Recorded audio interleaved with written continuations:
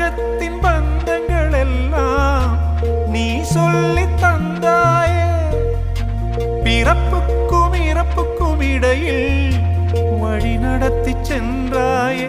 உனக்கே ஓர் தொட்டில் கட்டி நானே தாயாய் மாறிட வேண்டும். ஆராரிராரோ நான் இங்கே பாட, தாயே நீ கண்ணுறங்கு என்னோட மடி சாய்ந்து.